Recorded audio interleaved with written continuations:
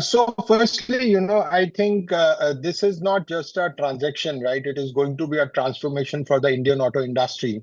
And why I say is because today India and Europe together, if in case if we talk about auto sales, so that contribute almost 25% of the global light vehicle sales. So which is close to 25 million, out of which 19 million is done by Europe and almost close to 5 million by India. So clearly, this FTA is going to impact close to 25% of the auto industry.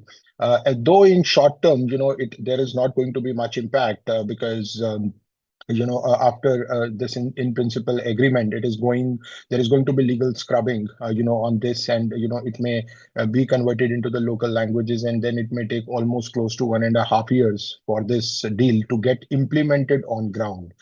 So impact on the auto sales can actually be seen, somewhere from about 2027 end or 2028 onwards, when we see this FTA really coming into action.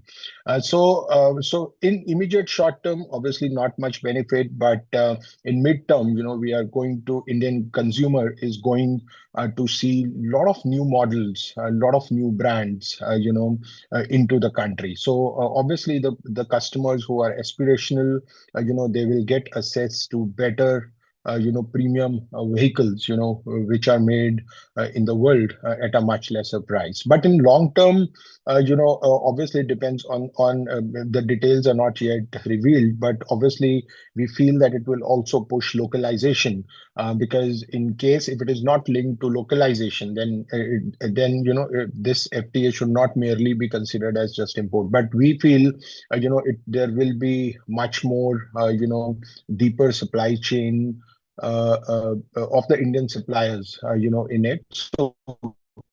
So which is really going to help, in terms of power electronics or sustainability or safety, components being developed in India. So overall, obviously a big win, for the industry, for the consumer, and for the government.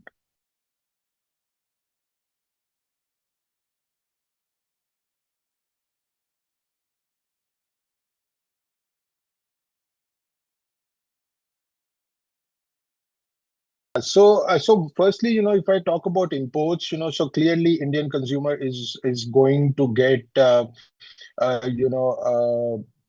flooded with options, in terms of premium cars.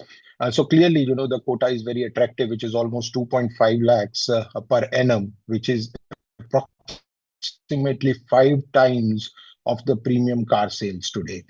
So clearly we are going to see the premium car market getting exploded, and Indian consumer would be a net beneficiary of it.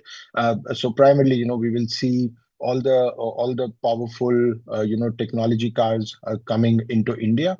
So initially, this is more restricted to ICE and hybrids, but after 5 years, we may see BEV cars also, being impacted because of FTAs.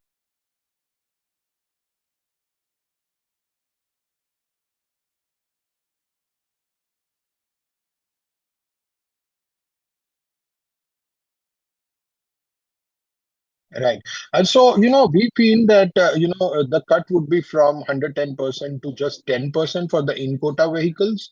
And for the out-quota vehicles, I think we are not yet clear on the taxation part.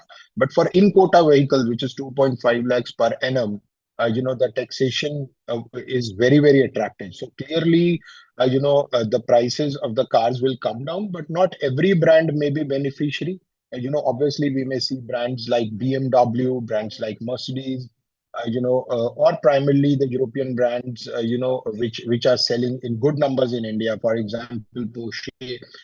So these are the brands which will be the real beneficiary, of this FTA in midterm. Once it is implemented from 2028 onwards.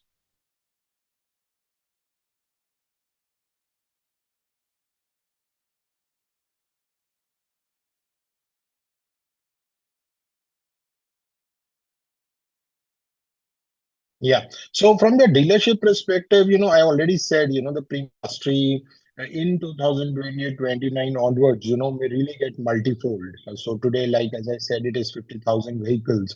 And if I include a quota of 2.5 lakh vehicles, which is almost five times of the premium car. So clearly, this market is going to jump, and we may see dealer network expansion now from the premium OEMs, catering so catering to a big wider reach of customers, and obviously on the consumer will also get more choices. And from the side of suppliers, from the auto industry perspective, so clearly there is going to be a lot of tech transfer, which is really going to make India self-sustainable in terms of making safety parts around safety or power electronics or sustainability. So clearly, this is going to be a big push for the auto industry, and we may see now the biggest part is, if you see last almost 10 years, the share of European OEMs have come down from almost 7% to 4.5% now. Now we may see European OEMs, clearly reopening the business case for India and looking forward to big investments in India. So primarily because now they may see, India as a real story of success, because you may see now more volumes coming from the upper side segment of the industry. So clearly, for us, it as I said, it is not just a transaction. It will be a transformation for India, and maybe this may also take India to the next phase of Make in India, for the auto industry. Yeah, thank you very much. It was great joining the show. Thank you very much.